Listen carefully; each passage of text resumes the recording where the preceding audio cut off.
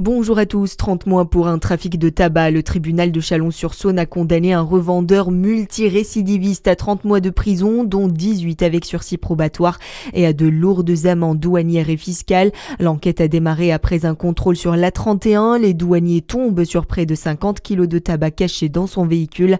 L'homme, déjà intercepté à 3 reprises pour la même infraction, ramenait régulièrement du tabac du Luxembourg. La perquisition chez lui a permis de retrouver argent liquide, cigarettes, cartons de marque et des armes. Plus de 250 kilos de drogue saisis dans le Doubs. Le chauffeur comparé aujourd'hui. Les douaniers de Besançon ont mis la main sur l'une des plus grosses saisies de l'année. La drogue a été découverte dans le faux plafond d'un camion arrêté sur l'aire de la Combe-Fougère. À bord, 47 kilos de cocaïne et plus de 200 kilos de cannabis pour 4 500 000 € à la revente. Le chauffeur ukrainien, 49 ans, conteste. Coup de filet spectaculaire à Authume. Dans le Jura, une centaine de gendarmes a investi l'aire d'accueil des gens du voyage près de Dole.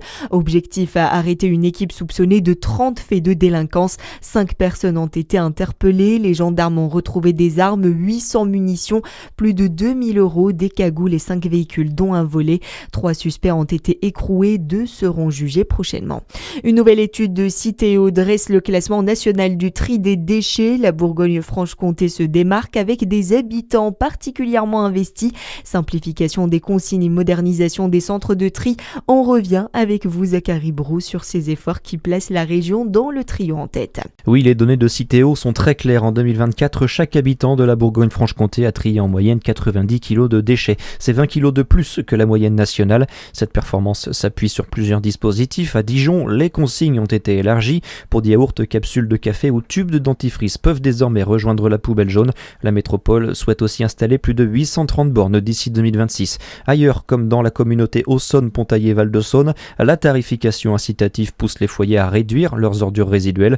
D'autres territoires misent sur l'intelligence artificielle pour repérer les erreurs de tri ou sur des ambassadeurs qui sensibilisent directement les habitants. Au niveau national, la Bretagne demeure la région la plus performante avec 105 kilos triés par habitant.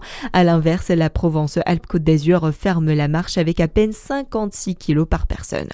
Dans le reste de l'actualité, réunion de crise ce matin à l'Elysée. Emmanuel Macron réunit plusieurs membres du gouvernement et responsables de la police pour un point sur la loi narcotrafic promulguée en juin, mais aussi sur la situation à Marseille. La semaine dernière, Mehdi Kessassi, le frère d'un militant écologiste engagé contre le narcobanditisme, a été tué. Et puis un pas de plus vers le tout numérique. La carte vitale dématérialisée est disponible partout en France dès aujourd'hui. 28 millions d'assurés sont concernés. Très bonne journée sur Fréquence Plus.